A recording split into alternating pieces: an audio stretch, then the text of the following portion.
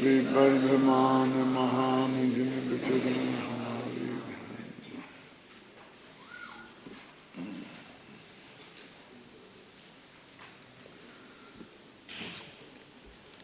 एक 93 नाम का कलश चलेगा 144 गाथा के बाद 93 कलश नंबर 93।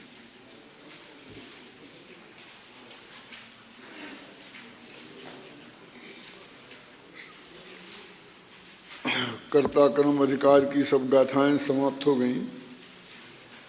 144 में जो गाथा है प्रसिद्ध गाथा, जिसमें आत्मा के अनुभव करने की विधि बताई गई है और जिसमें अत्यंत स्पष्ट रूप से ये बात कही गई थी कि प्रथम तो श्रुत ज्ञान के माध्यम से आत्मा के ज्ञान स्वभाव का निर्णय करे।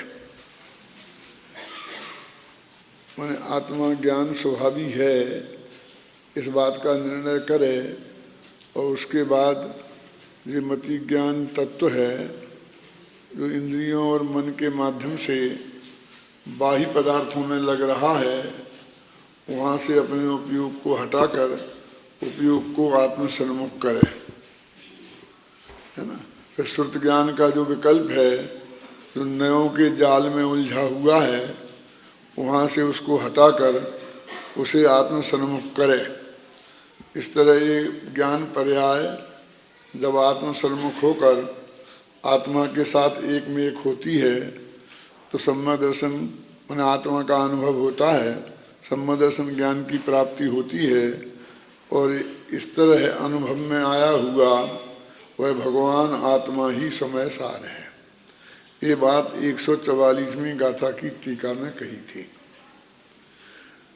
अब वो सारा कर्ता कर्म अधिकार को भी समाप्त करते हैं और एक कलश जो प्रकरण चल रहा था नए पक्ष से अतिक्रांत होकर समय सार का समय सार बनने का प्रकरण। ये समय सार माने भगवान आत्मा, समय सार माने सम्यक दर्शन ज्ञान को कैसे प्राप्त करता है तो नए पक्षातिक्रांत होकर प्राप्त करता है। ये जो प्रकरण चल रहा था इसके उपसंहार में 2 कलश हैं और 5 कलश पूरे कर्ता कर्म के अधिकार के उपसंहार में है। इन 2 कलशों में चर्चा चलेगी 144वीं गाथा की नहीं, जो पूरा वो 20 कलश आए थे ना कि आत्मा तो एक ने कहता है कि बंधा है, एक ने कहता है छूटा है और ये दोनों नयों की पक्षपात हैं कि भगवान आत्मा तो नए पक्षों से अतिक्रांत है। वो वहाँ से जो प्रकरण चल रहा था नए पक्षातीत होने का, उस सारे प्रकरण का उपसंहार में ये 2 कलश है। ये पढ़ो कलश 93। आक्रमण विकल्प भाव मचलम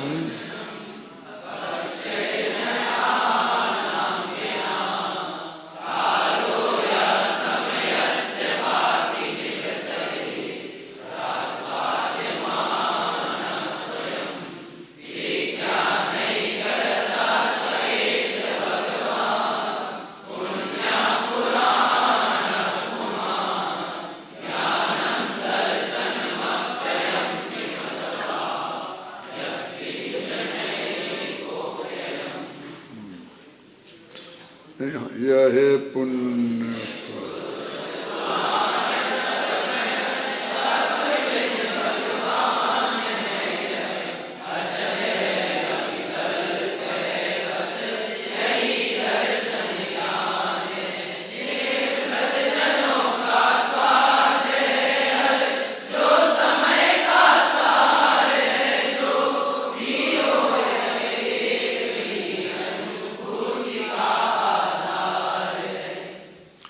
ये तो पहले ही कह चुके हैं कि वो ज्ञान का अंतर्मुख होने के बाद जो आत्मा समय सार था वो समय सारमय हुआ, माने स्वभाव से समय सार था, वो पर्याय में सम्यक दर्शन ज्ञान रूप परिणमित हुआ और वो दोनों एक ही है। ऐसी बात चल रही थी ना। तो अब यहाँ पर जितने भी विशेषण हैं उन विशेषणों को भगवान आत्मा जो त्रिकाली ध्रुव है उनका भी बनाया जा सकता है, और वो जो अनुभूति प्रकट हुई है सम्यक दर्शन ज्ञान रूप उनका विशेषण भी बनाया जा सकता है। जयचंद छाबड़ा आदि विद्वानों ने तो भगवान आत्मा के विशेषण बनाए हैं इन्हें, और कलश टीकाकार ने इसे उस अनुभूति के विशेषण बनाए हैं, और उसी वजह से नाटक समय सार में बनारसी दास जी ने भी उनके बनाए हैं। और वो बात अनुचित इसलिए नहीं है क्योंकि गाथाओं में ही कहा था कि वही आत्मा दर्शन ज्ञान है, वही चारित्र है। मूल गाथा जो 144 में थी ना, उसमें भी ये बात कही थी। तो अब देखिए कि नए पक्षों से रहित, अब नए पक्षों से रहित के दो अर्थ हैं कि जो नए पक्षातीत हो गया है, और एक तो भगवान आत्मा तो नयों के पक्ष से पकड़ में ही नहीं आता है, क्योंकि नयों के पक्ष तो विकल्प रूप है और वो तो निर्विकल्पक है, अनुभूति का विषय है। अभी अपन भगवान आत्मा पर लगाएं पहले ये सारे विशेषण, बाद में फिर अपन विचार कर लेंगे पर्याय पर भी लगाने के, कि नए पक्षों से रहित अचल निर्विकल्प भाव को प्राप्त होता हुआ जो समय का सार प्रकाशित करता है वह यह समय सार है, जो कि निभृत पुरुषों के द्वारा स्वयं आस्वाद्यमान है, उनके अनुभव में आता है, और विज्ञान ही जिसका एक रस है। ऐसा भगवान आत्मा पवित्र है, पुराण पुरुष है, उसे ज्ञान कहो या दर्शन, चाहे जो कुछ भी कहो, वह ही सारभूत है। अधिक क्या कहें, जो कुछ है वह एक ही है। अभी अब पढ़ा होगा तो बीच में कुछ ऐसी बातें आ गई कि जिसमें पर्याय के विशेषण भी वो बन जाते हैं, क्योंकि यहाँ पर यद्यपि दृष्टि के विषयभूत भगवान आत्मा की बात है, तथापि दृष्टि का विषय बना हुआ सम्यक दर्शन ज्ञान रूप से परिणमित हुआ उस आत्मा की बात है। माने वो त्रिकाली ध्रुव भी है, लेकिन वो त्रिकाली ध्रुव अनादिकालीन जो मिथ्या दृष्टि अवस्था में नरक निगोद में था वैसा ही नहीं, लेकिन इस पर्याय से संयुक्त हुआ है, ऐसा भगवान आत्मा उन्होंने लिया है। इस कलश में यह कहा जा रहा है कि विगत गाथाओं में जिस नए पक्षातीत भगवान आत्मा की चर्चा की गई है, वह भगवान आत्मा पुण्य स्वरूप है, अर्थात पवित्र है, पुराण है, अत्यंत प्राचीन है। पुण्य माने होता है पवित्र वास्तव में। पुण्य की परिभाषा ये पुनाति आत्मानम सत्पुण्यम, जो आत्मा को पवित्र करे उसे पुण्य कहते हैं। तो यहाँ पर पुण्य का अर्थ वो पाप पुण्य वाला पुण्य नहीं लेना, वो जो परम पवित्र भगवान आत्मा है ना, वो लेना। देखो एक होता है सोना और एक होता है पारस, पारस पत्थर। तो सोना स्वयं तो सोना है,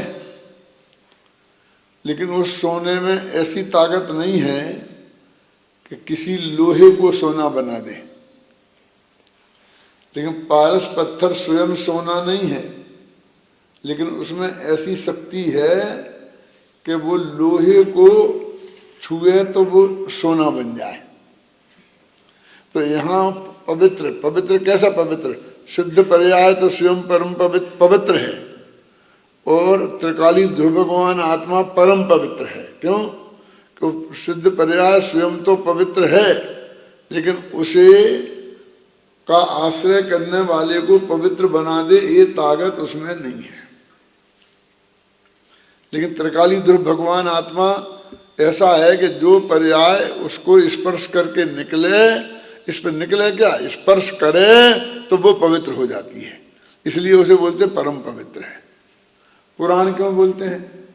पुराण का अपन जानते हैं, अपने कहते हैं ये पुराण शास्त्र हैं, पद्म पुराण, महापुराण, आदि पुराण, उत्तर पुराण, इनको पुराण क्यों कहते हैं?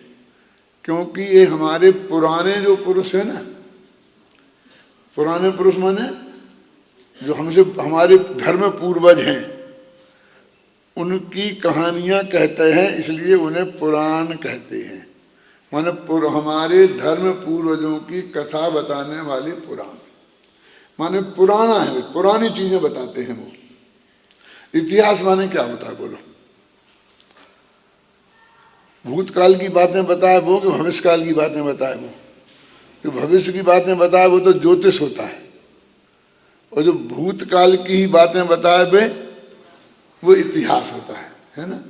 तो हमारे आदिनाथ से महावीर तक जो हमारे धर्म पूर्वज हैं, उनके काल में होने वाले तेसर शलाका के महापुरुष, उनकी जो हमें बात बताए, तो जिन ग्रंथों में वो चीज हो उसे पुराण बोलते हैं। तो कहते ये पुराण पुरुष हैं। जैसे अपन बोलते हैं ना भगवान महावीर, तो ऐतिहासिक पुरुष है, महापुरुष है। ऐतिहासिक महापुरुष है माने उनने, इतिहास ने उन्हें स्वीकार कर लिया है कि वे महावीर की सत्ता हुई है। इतिहास आदिनाथ को नहीं मानता, अजितनाथ को नहीं मानता। वो कहता हमारे पास कोई प्रमाण नहीं है कि आदिनाथ और अजितनाथ हुए थे, महावीर के बारे में है। तो वे ऐतिहासिक महापुरुष हो गए। फिर धीरे धीरे हम पार्श्वनाथ तक पहुंच गए कि पार्श्वनाथ भी थे, ऐसा इतिहास वालों ने मान लिया। फिर और थोड़े पीछे बढ़े तो नेमिनाथ तक पहुंच गए, और नेमिनाथ के आगे इतिहास हाथ खड़े कर देता है। क्या वैसे नेमिनाथ तक इसलिए पहुंच गए क्योंकि वो श्री कृष्ण के भाई थे, और चूंकि जब श्री कृष्ण तक पहुंच गए तो नेमिनाथ तक पहुंच गए। समझ गया ना? अब वो कहते हैं कि बाकी हमारे जो तीर्थंकर हैं, ये आज के विद्वान यूनिवर्सिटी वाले कहते हैं वो पौराणिक हैं।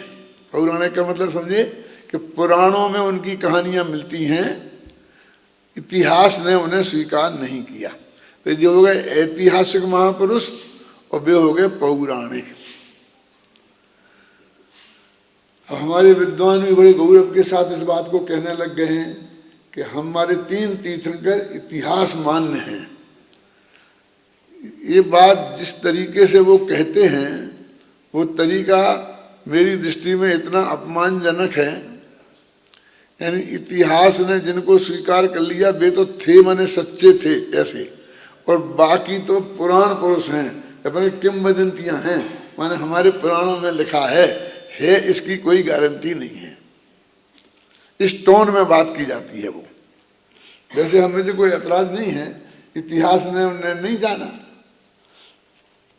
लेकिन ये तो इतिहास की कमजोरी है ना कि हमने इतिहास को कमजोर नहीं मजबूत माना, और इतिहास ने भी जिनको मान लिया वे हमारे लिए बहुत अधिक महत्वपूर्ण हो गए, और जिन्हें इतिहास ने नहीं माना कि वो पुराणों की गप्पे हैं, ऐसा लगता है उसमें कि ऐसा कह रहे हैं वो।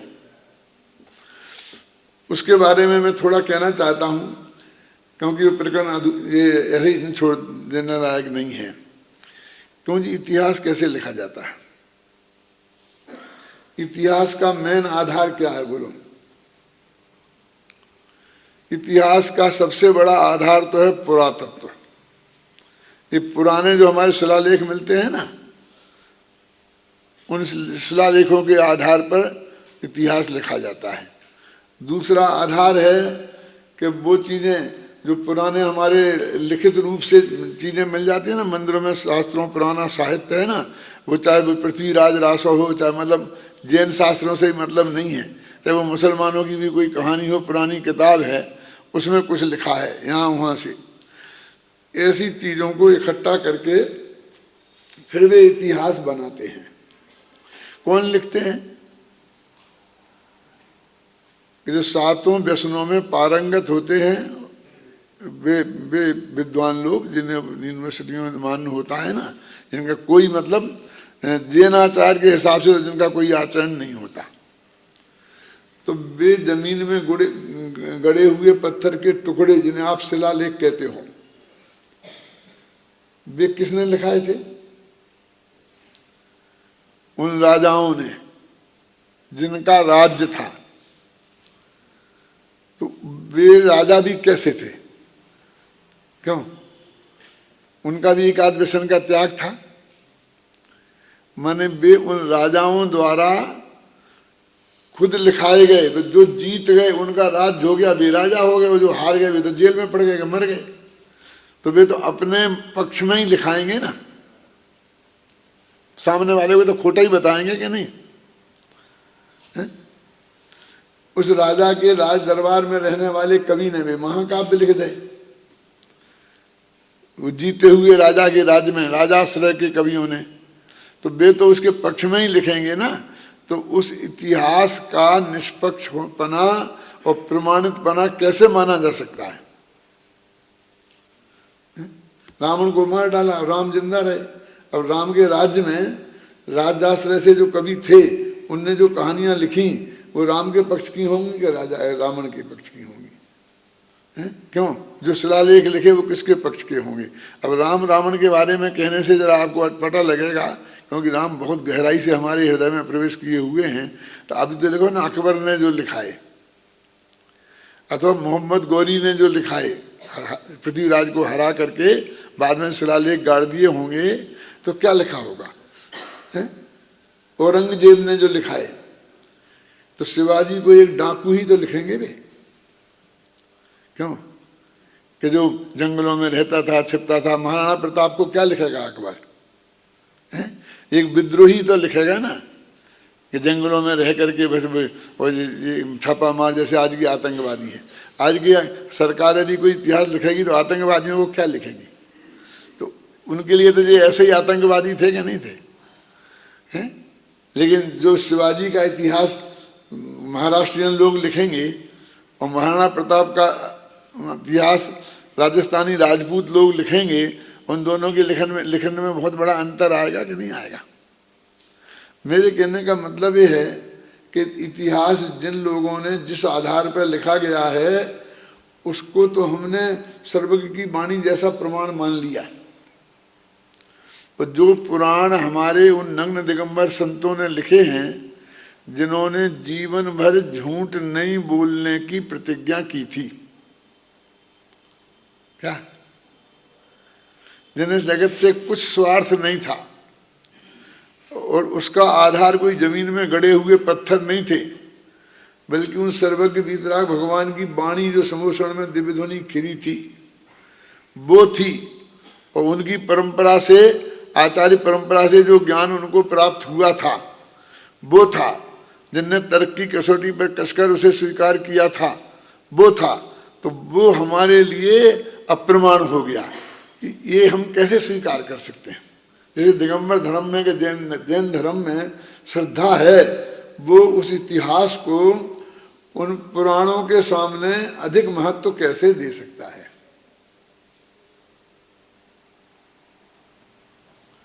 ख्याल में है ना? ये हमारे ध्यान में लाने की बात है। अब थोड़ा दूसरा पक्ष में कहता हूं कि भाई ये 24 तीर्थंकर हमारे पुराण पुरुष तो हैं ही, और 3 को इतिहास ने भी मान लिया। तो वे इतिहास ने मान लिया इसलिए ज़्यादा प्रमाणिक नहीं हो गए, बल्कि वे पुराण मान्य भी हैं और इतिहास मान्य भी हैं, डबल हैं। और उनको अकेले पुराण मान्य है, इतिहास मान्य नहीं है। आप समझ गए ना? ये अंतर अवश्य है। तो इस अंतर को इस रूप में प्रस्तुत करें तो मुझे कोई ऑब्जेक्शन नहीं है, लेकिन वो उन्होंने 2 अलग अलग पक्ष बना दिए, एक इतिहास का पक्ष, एक पुराण का पक्ष। और पुराण का पक्ष जैसे कमजोर हो और इतिहास का पक्ष जैसे मजबूत हो, क्योंकि सर्वज्ञ तो ना आचार्य थे, तो इतिहास लिखने वाले कौन से सर्वज्ञ थे? हैं? वो भी तो ऐसे ही थे ना। तो मेरे कहने का अर्थ ये है कि पुराण शब्द का अर्थ ये होता है कि हमारे पूर्वज, पुराणों में धर्म पूर्वजों की कहानी है। भाग्य से वे राजा भी थे, इसलिए हम उन राजाओं की कहानियां भी कह सकते हैं। इतिहास वालों ने तो अकेले राजाओं की ही कहानियां लिखी, संतों की कहानियां कहाँ लिखी? किसी राजा के काल में कोई संत राजगुरु बन गया हो और राजा उससे अत्यधिक प्रभावित हो गया हो तो उसकी थोड़ी बहुत चर्चा आ जाएगी, लेकिन उसके हिसाब से इतिहास नहीं लिखा जाएगा।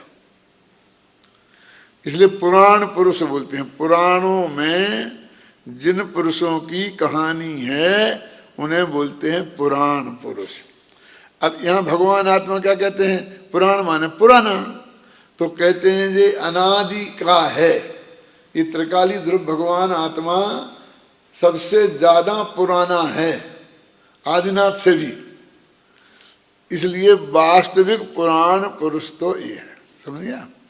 पुराण पुरुष, ये भगवान आत्मा क्या है? पुराण पुरुष है। क्योंकि पुराण पुरुष कहने से हमको अति अधिक महत्वपूर्ण व्यक्ति ख्याल में आता है, कोई जिनकी कहानियां पुराणों में लिखी हैं, वे कितने अधिक महत्वपूर्ण होंगे, है ना? तो कहते हैं कि ये वास्तव में ये समय सार जो भगवान आत्मा है ये पुराण पुरुष है। पुमान शब्द है ना, देखो यहाँ पढ़ते कहाँ है? भगवान पुण्य पुराण पुमान, अनुप्रयास भी है ना? ये भगवान ऐसा भगवान, यह वह भगवान जो पुण्य माने परम पवित्र है, पुराण है, अत्यधिक प्राचीन है, अनादि का है, और ऐसा पुरुष, पुरुष माने प्रमाण माने पुरुष, पुरुष माने पुरुषेतु, जो भगवान आत्मा में शयन करे उसे पुरुष बोलते हैं। पुरुष माने आत्मा भी होता है, लिखा ना पुरुषा सिद्धि उपाय में, अस्ति पुरुषः चिदात्मा, चिदात्मा पुरुषः अस्ति। ये जो अस्ति शब्द है, अस्ति पुरुषः चिदात्मा, ये जो कुमार संभव महाकाव्य है ना कालिदास का, वो भी अस्ति शब्द से शुरू हुआ है। वो तुमने उसकी जन्म की कहानियां सुनी कि नहीं सुनी? कालिदास कहते पहले बहुत महामूर्ख थे, और एक वृक्ष की डाली पे खुद बैठे थे और उसी डाली को काट रहे थे। कहाँ से? आगे से नहीं, वो पीछे से, जहाँ वो पेड़ से जुड़ी थी ना, वहां से। तो उनकी लंबी कहानी नहीं सुनाऊंगा। उनकी शादी कुछ लोगों ने मिला करके, एक राज्य की कन्या थी, बहुत विद्वान, विद्युत्तमा, विद्वानों में सर्वश्रेष्ठ। उसने ये प्रतिज्ञा की थी कि जो मेरे से वाद विवाद में जीतेगा उससे मैं शादी करूंगी, और जो मेरे से वाद विवाद करेगा और मुझसे हार जाएगा तो उसे आजीवन कारावास होगा, जेल में रहना पड़ेगा। ये क्यों लगाया था छाबड़ा जी? क्योंकि फिर कोई भी आ जाएगा कि वाद विवाद करो, जीत गया तो जीत गया, नहीं अपने घर चला जाऊंगा आराम से। तुम अरे गहरे नत्थू खैरों से वाद विवाद तो नहीं करूँ ना बार बार, आके मेरे से वाद विवाद करें और हार जाएं तो जेल में रहना पड़ेगा। अब कौन आएगा जो बहुत ही सेल्फ कॉन्फिडेंस वाला होगा कि मैं जीतूंगा ही, वही आएगा ना। ऐसे सैकड़ों विद्वान आए और उससे वाद विवाद करके हार कर जेल में बंद हो गए थे। तो जो वो पैनल होता था ना, डिसीजन लेने वाला, कौन हारा कौन जीता, परीक्षक, वो तो विद्वानों का ही ग्रुप होता था ना। तो उन विद्वानों ने आपस में विचार किया कि इस लड़की ने हमारे सैकड़ों विद्वानों को जेल में डाल दिया, अब इसको अपन मजा चखाएं। क्या? तो कहीं से कोई मूर्ख आदमी को खोज रहे थे वे लोग, तो उन्होंने देखा कि ये व्यक्ति उसी डाली पर बैठा है और उसी को काट रहा है, समझना? इससे बड़ा मूर्ख दुनिया में कोई नहीं मिलेगा। अपन इसको ले चलते हैं और इससे उसकी शादी करा देंगे, फिर जिंदगी भर रोएगी। इसमें से कहानी आगे बढ़ेगी, फिर देख लेंगे कि पहले समझ लो सबसे बड़ा मूर्ख दुनिया में कौन होता है। बोलो सर्वज्ञ। कि जो जिस डाली पर बैठा है उसी डाली को काटे तो उससे बड़ा मूर्ख दुनिया में कोई नहीं होगा। ये निर्णय उन विद्वानों की सभा का था। कौन सा? समझ में आया कि नहीं आया? फिर ध्यान से समझ में पहुंच गई ना बात, सब तक पहुंच गई। जितने लोगों तक पहुंची उतने हाथ उठाओ, तो मुझे मालूम पड़े कितने लोगों तक नहीं पहुंची। तो बहुत कम हाथ उठाए। देखो, जिस डाली पर हम बैठे हैं उसी डाली को काटें, इसलिए उसने महामूर्ख कहा ना। अब ऐसे लोग तो आपको नहीं मिलेंगे, ये तो व्यंग है उन लोगों पर। जैसे उदाहरण के लिए कहते हैं, आप टूर्नामेंट संस्था में रह रहे हैं, इस महाविद्यालय में पढ़ रहे हैं, सारी जिंदगी के लिए आपका नाम इसके साथ जुड़ गया है, इसकी इज्जत रहेगी, देश में क्रेडिट रहेगी, तो आपका भी नाम रहेगा। क्यों? आपको क्रेडिट का लाभ जिंदगी भर प्राप्त होगा। इसकी क्रेडिट यदि समाप्त हो गई और लोग कहेंगे तुम कहाँ के पढ़े होगे टूर्नामेंट महाविद्यालय की, तो तुम्हारी भी इज्जत नहीं होगी। तो अब आप किस डाली पे बैठ गए? समझ में आया कि नहीं आया? क्यों? और उसी की आप बुराई करते हैं, समझ गए ना, उसको नष्ट करना चाहते हैं, तो इसका मतलब यह है कि आप जैसे कालिदास पहले मूर्ख थे वैसे हैं आप। अब फिर हाथ उठाओ, मालूम तो पड़ेगा कितने लोगों की समझ तक पहुंच गई बात है। देखो बहुत मार्मिक सिद्धांत है। कालिदास ने कई प्रकार के मूर्खों की चर्चा की है, और भी प्रकरण आते हैं कालिदास के मूर्खता के बारे में, है ना। मेरे दिमाग में बहुत घूम रहे हैं, लेकिन अब ज़्यादा उलझ जाएंगे फिर अपन। तो उनने मिल करके जाके कहा कि चलो हम तेरी राजा की लड़की से शादी कराते हैं। कि मुझे नहीं करना। कि नहीं तुझे क्या कहते, तुम तो कुछ मत करना। उसका ऐसी प्रतिज्ञा है कि बाद जो करेगा, जो हार जाएगा तो जेल में, और नहीं तो शादी हो जाएगी। कि मैं तो विद्वान हुई नहीं, मूर्ख हूँ, मैं तो जेल में रहना मुझे है नहीं, मुझे नहीं करना। जबरदस्ती पकड़ के उसे लाए कि हम न्यायाधीश तो हम है ना, हम जिताएंगे, तू चिंता मत कर, तू तो बोलना ही मत, इशारों ही में बात करना, फिर हम निपट लेंगे। बाद हुआ तो उन्होंने कहा इनका मौन है, ये बोलेंगे नहीं, विद्वान है, लेकिन आपको जवाब देंगे। आप प्रश्न करो, जवाब देंगे, वे प्रश्न करेंगे, जवाब दो। तो लड़की ने प्रश्न किया। क्या समझ में आया प्रश्न क्या? नहीं। लड़की ने एक उंगली बताई। तो अब वो मूर्ख था, बोलने का तो मनाही थी। उसने चाहता कि उसने क्या सोचा, ये कह रही है कि मैं तेरी एक आंख फोड़ दूंगा।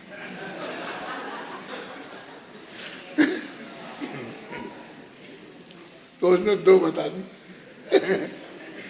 कि तू मेरी एक फोड़ेगी तो मैं तेरी दो।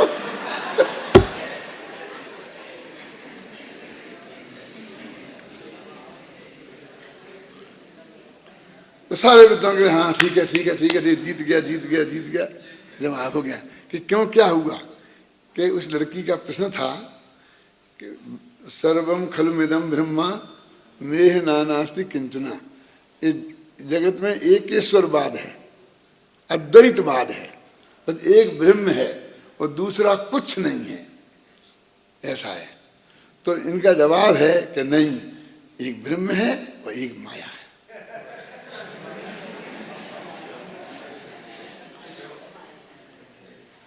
और ऐसे करके उसकी शादी कर दी उससे। शादी कर दी। बोल अब वो समझी बहुत बड़े विद्वान हैं, बातचीत करें, कुछ बोला ही नहीं। तो धीरे धीरे एक आध दो चार दिन में समझ में आ गया कि ये बिल्कुल मूर्ख है, कुछ समझता नहीं है। तो धक्का मार के घर से निकाल दिया। ये यहाँ भटकते रहे। तो उनके यहाँ कहानी है कि इसने अंत में इसने प्रतिज्ञा की कि मैं विद्वान बन के ही अब लौटूंगा घर पे। और फिर उसने काली देवी की आराधना की और काली देवी के प्रताप से वो विद्वान बन गया। और फिर वो अपने घर आया तो उसने जो किवाड़ खटखटाया ना अपने घर की, तो संस्कृत में बोल करके उसने बोला, क्या मतलब उसे बुलाया, जगाया। तो उसने अंदर से, पत्नी ने सुना कि संस्कृत में बोल रहा है, तो उसके मुख से निकला कि अस्ति कश्चित वाग विशेषा। क्या अर्थ है इसका? कि अब तो कुछ वाणी में विशेषता दिखाई देती है, मैंने पहले जैसा मूर्ख नहीं लगता।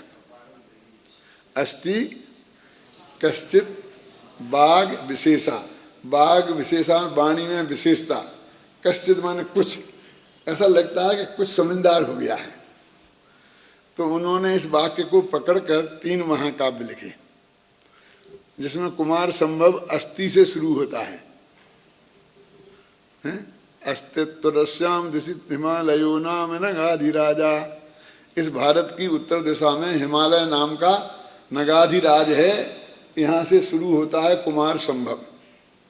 और कश्चित, तो इसमें मेघदूत, इसमें लिखा ना जहाँ कश्चित से शुरू होता है, कोई एक यक्ष वहाँ की पहाड़ी पर बैठा हुआ रो रहा था वियोग में, वो कश्चित से होता है क्या? मेघदूत। और बाघ विशेषा से कौन होता है बोलो? रघुवंश। बाघार्थ आता ना, बाघ वाणी का जिसमें देवी है ना। तो इस तरह से 3 महाकाव्य 3 वाक्यों के आधार पर लिख दिए। वो भी अस्थि से शुरू होता है और ये भी अस्थि से शुरू होता है। क्या अपन पढ़ रहे थे? पुराण है ना, भगवान एष भगवान आत्मा पुण्य पुराण पुमान, यानी प्राचीनतम अनादि का भगवान। पुमान माने आत्मा, ये भगवान आत्मा अनादि का सबसे प्राचीन है।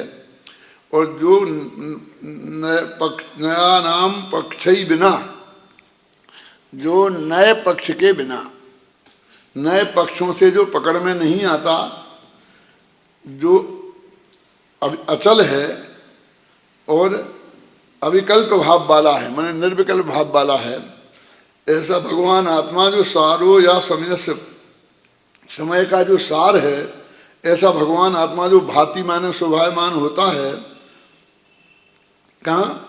निवृत्ति आस्वाद्य माना स्वयं, जगत से जिन्होंने निवृत्ति ली है, ऐसे पुरुष जो निरंतर उस भगवान आत्मा का स्वाद लेते हैं। क्या? विज्ञान ही है एक रस जिसका, ऐसा है भगवान आत्मा कि ज्ञानम माने ज्ञान है, दर्शनम माने दर्शन है, अथवा अधिक क्या कहें, जो कुछ है एकमात्र वह ही है।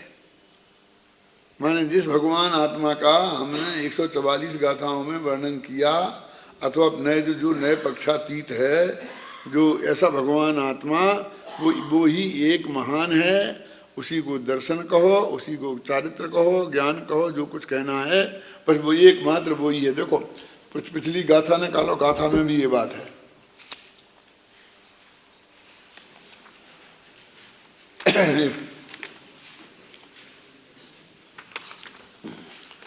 सब नए पक्ष रहे दो, भण दो जो सो समय सारो, है ना।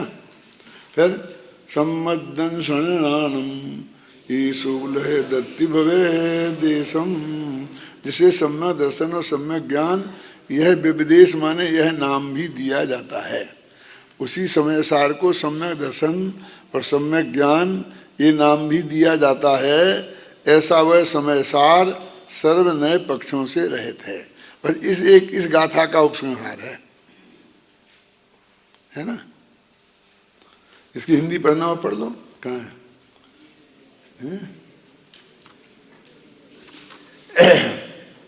जो सर्व नए पक्षों से रहित कहा गया है वह समय सार है।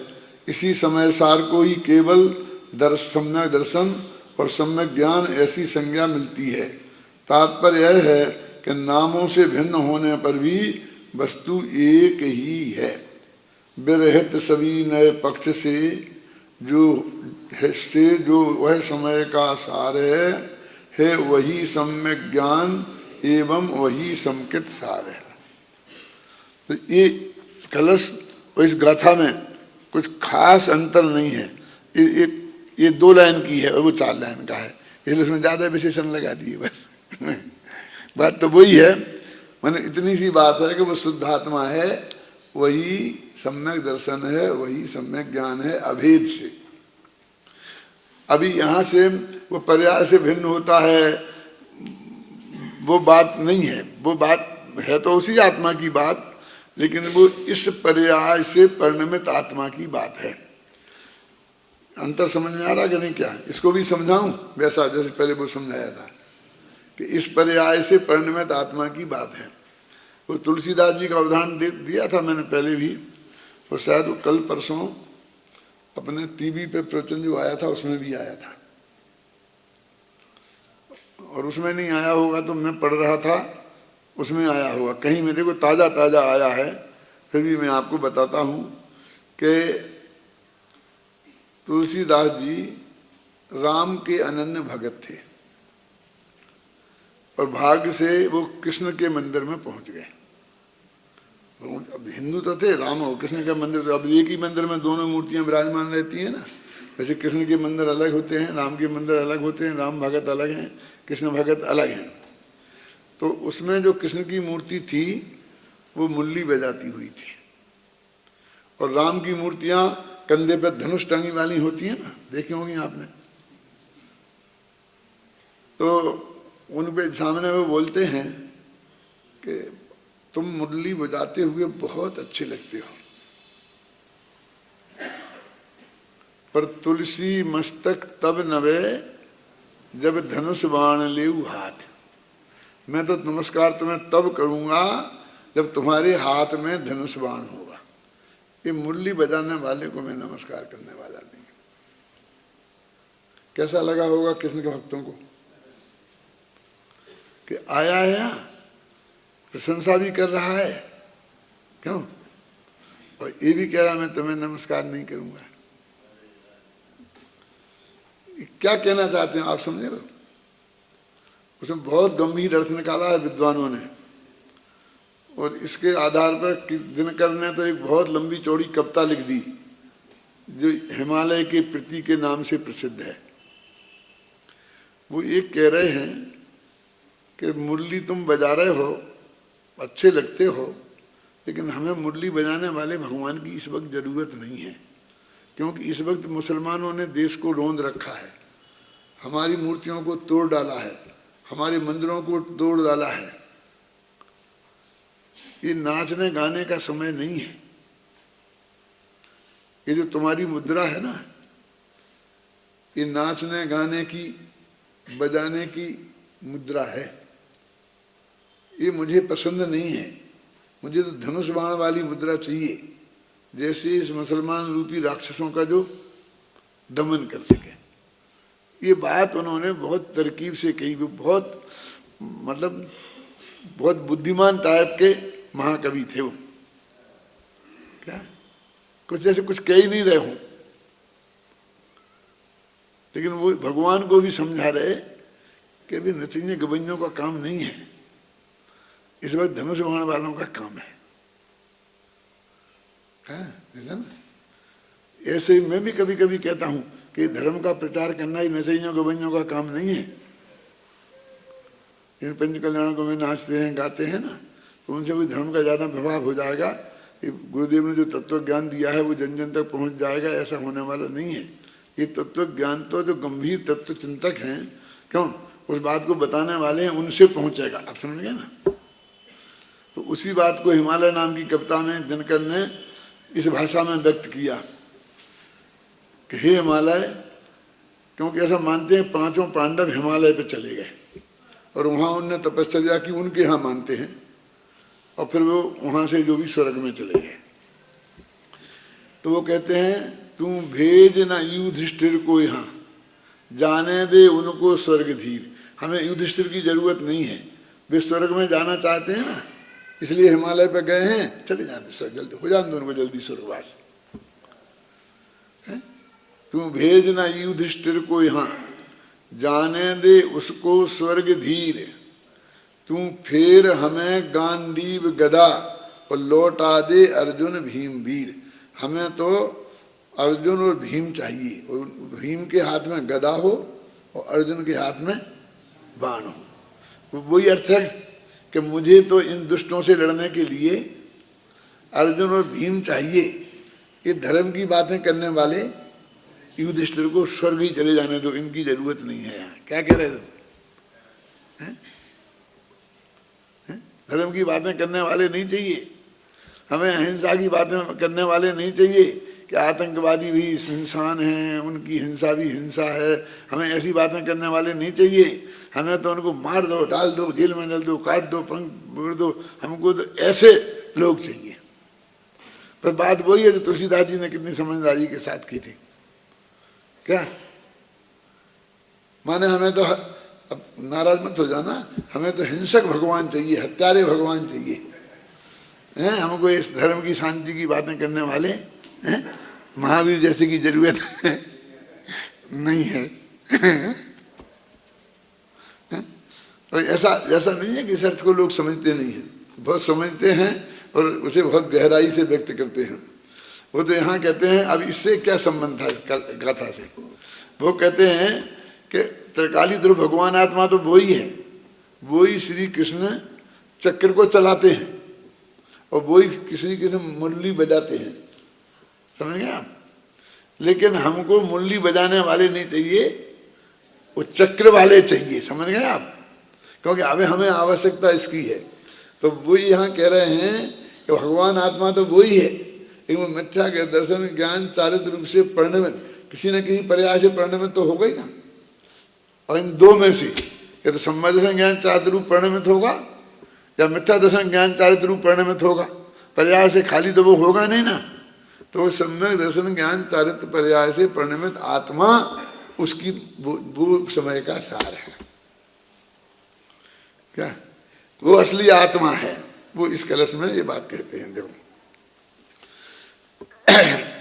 इस कलश में यह कहा जा रहा है कि विगत गाथाओं में जिस नए पक्षातीत भगवान आत्मा की चर्चा की गई है वह भगवान आत्मा पुण्य स्वरूप है, अर्थात पवित्र है। जो मैंने बताया वो सब इसमें लिखा है, बहुत शुद्ध एकदम अच्छी भाषा में। पुराण है अर्थात अत्यंत प्राचीन है। आ गया ना अर्थ? देखो, पुण्य स्वरूप है अर्थात पवित्र है, पुण्य का अर्थ पवित्र। पुराण है अर्थात वो अत्यंत प्राचीन है, अनादि अनंत है। ये अत्यंत प्राचीन का ही अर्थ है। पुराण माने अनादि अनंत है। पुमान है अर्थात पुरुष है, माने पौरुष से युक्त है, अनंत गुण वाला है, अचल है अर्थात अपने स्वरूप से कभी चलायमान नहीं होता। देखो अर्थातु कह के हर एक शब्द की मैं आपको व्याख्या की है। ऊपर के पैरा में भी यही बात है। ऊपर के पैरा में सीधा एक आपको अन्वय से अर्थ जैसा कर दिया है और इस दूसरे पैरा में उसी के एक एक विशेषण का क्या अर्थ है ये खोला है। समझ रहे हैं? लिखने का क्या मैंने उसी पैरा को, वो जो 6 लाइन का था ना ये 10 लाइन का हो गया, तो कैसे हो गया? समझ गए दादा? ख्याल में नहीं ना? फिर पढ़ता हूँ। देखो इस कलश में यह कहा जा रहा है कि विगत आत्माओं में जिस नए पक्षातीत आत्मा की चर्चा की गई है वह भगवान आत्मा पुण्य स्वरूप है अर्थात पवित्र है, पुराण है अर्थात अत्यंत प्राचीन है, अनादि अत्यंत प्राचीन माने अनादि अनंत है, पुमान है अर्थात पुरुष है माने पौरुष से युक्त है, माने अनंत गुण वाला है, अचल है अर्थात अपने स्वरूप से कभी चलायमान नहीं होता और अविकल्प भाव रूप है अर्थात निर्विकल्प चैतन्य वस्तु रूप है, माने विकल्प जाल में उलझने वाला नहीं है, विकल्पों से प्राप्त होने वाला नहीं है। एक पैरा है वहां से यहाँ तक, फुल स्टॉप यहाँ आया है, ठीक है ना? और हर विशेषण का अर्थ अत्यंत सरल भाषा में अत्यंत संक्षिप्त शब्दों में बता दिया है। शुद्ध भाव रूप निर्विकल्प भाव रूप परिणमित हुआ विज्ञान ही है एक रस जिसका, जो ना निर्विकल्प भाव रूप परिणमित हुआ लिखा ना, परिणमता हुआ, परिणमता हुआ माने वो पर्याय आ गई ना। विज्ञान ही है एक रस जिसका, और जो निभृत पुरुषों द्वारा का क्या अर्थ है? आत्मानुभवी ज्ञानियों के द्वारा। आस्वाद्यमान है, आस्वाद्यमान है माने अनुभव के योग्य है, माने जो अनुभव का विषय है, ऐसा वह भगवान आत्मा ही दर्शन है, ज्ञान है। इसका क्या अर्थ है? सम्यक दर्शन है, सम्यक ज्ञान है। अधिक क्या कहें, जो कुछ भी है वह एक आत्मा ही है। ये जो पूरा पैरा है गांधी जी बहुत सुगठित है, इसमें एक शब्द को हिला नहीं सकते आप यहाँ से वहाँ। तो पूरे का भाव वो अत्यंत संक्षेप में स्पष्ट कर देता है। आप वैसे पढ़ जाओ तो इसमें कुछ पता नहीं चलेगा। हर दफे अर्थात अर्थात क्यों लिखा? अर्थात अर्थात से उस शब्द का वही अर्थ किया है। अर्थात माने क्या होता है? क्यों? अब अर्थात अपन अथवा के अर्थ में करते हैं ना, अर्थात इसका अर्थ यह है, यही तो है। अर्थ अर्थ जो हम कह रहे उसका अर्थ, अर्थात माने ये अर्थ है उसका, जो कह रहे हैं उसका ये अर्थ है। इस प्रकार यह कलश सुनो दृष्टि के विषयभूत सम्यक दर्शन चारित्र के एकमात्र मूलाधार भगवान आत्मा की महिमा बताने वाला कलश काव्य है। इस कलश का भाव स्पष्ट करते हुए पांडे राजमल जी लिखते हैं।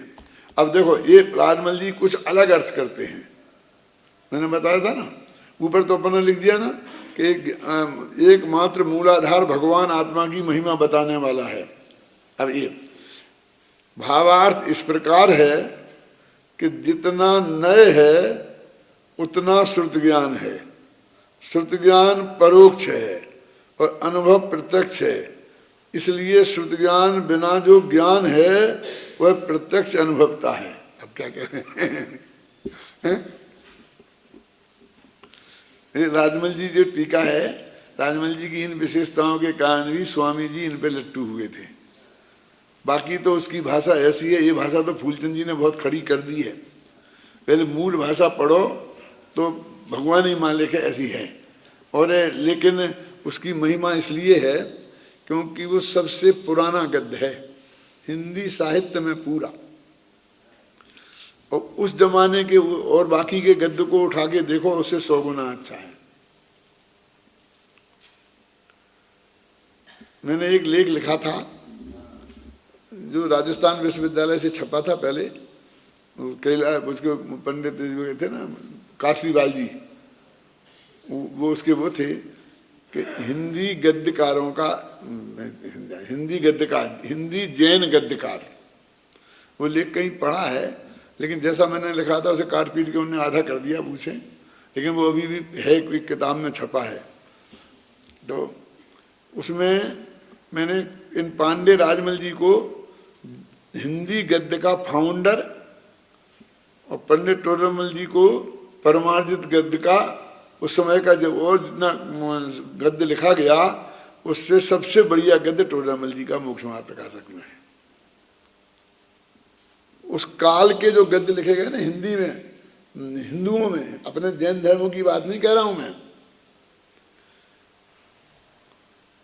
वो 200 ब्राह्मणों की वार्ताएं ऐसी कुछ कहानी जो है सो है, जो है सो है, ऐसे लिखे हुए हैं, उनमें सबसे बढ़िया गद्य है।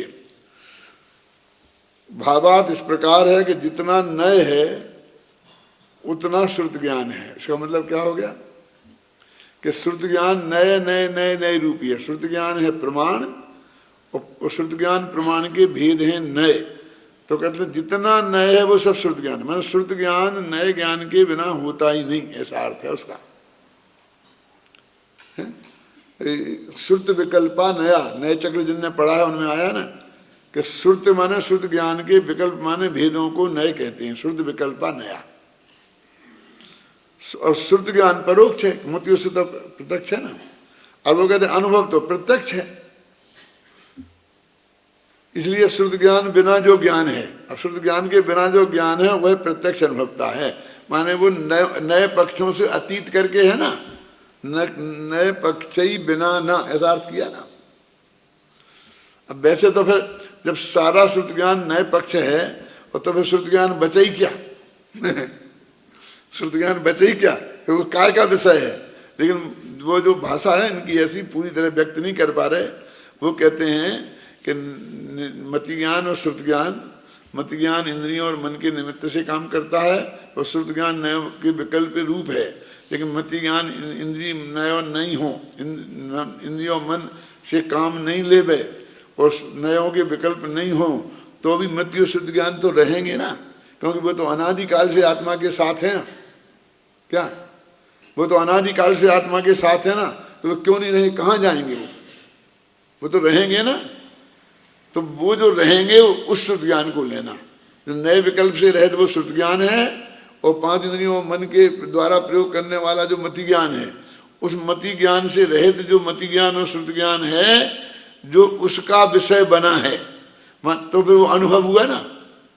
तो वो कहते उस अनुभव को अनुभव प्रत्यक्ष कहते हैं। वो अनुभव प्रत्यक्ष है। इसलिए श्रुत ज्ञान बिना जो ज्ञान है वह प्रत्यक्ष अनुभवता है। इस कारण प्रत्यक्ष रूप से अनुभवता हुआ जो कोई शुद्ध स्वरूप आत्मा है वही ज्ञान पुंज वस्तु है, ऐसा कहा जाता है। यहाँ मति ज्ञान शुद्ध ज्ञान वाला तो लेना, लेकिन नयों के विकल्प वाला शुद्ध ज्ञान मत लेना और इंद्रियों और मन के द्वारा होने वाला मति ज्ञान नहीं लेना। और ऐसे शुद्ध ज्ञान और मति ज्ञान का विषय जो है प्रत्यक्ष आत्मा का अनुभव करने वाला, ऐसा आत्मा लेना। अब ये जो अर्थ है ना, इसका नाटक समय सार में बनारसी दास ने जो अर्थ समझा था, उन्होंने जो अर्थ लिखा है वो कल पढ़ेंगे तो अपने ख्याल में आएगा कि उनने क्या अर्थ निकाला। अब ये बात काफ़ी गंभीर है, समझे ना। ये जो अर्थ है कि निकालना वो काफ़ी गंभीर है, क्योंकि दोनों तो अभी तो जो लोग स्वाध्याय करते हैं उनकी समझ में ही नहीं आता कि बनारसी दास का कलश भी पढ़ लेंगे, तो ये भी कलश भी पढ़ लेंगे, जयचंद जी का अर्थ भी पढ़ लेंगे, वो कलश टीका का भी पढ़ लेंगे और बनारसी दास का भी पढ़ लेंगे और उनमें कुछ अंतर कहा है वही समझ में नहीं आता। और ये भी एक ही कहा है ये भी समझ में नहीं आता। लेकिन ऐसा मानते हैं ना कि एक ही कहा होगा, एक का अर्थ अलग अलग कैसे होगा। लेकिन बारीकी में जाएंगे तो दोनों में अंतर है। और वो क्या अंतर है और वो अंतर ऐसा क्यों है और फिर वो वास्तविक रूप से क्यों नहीं है, दोनों का अर्थ एक क्यों है, इतनी बात सब अपन को इसमें पढ़ के समझनी है। अभी तुम इसको पढ़ के लाना। कल से अपन कलशों का पाठ भी करेंगे और फिर ये जो हिस्सा है ना पूरा, इसका अर्थ जो इसमें बताया गया है उसे पढ़ के लाना।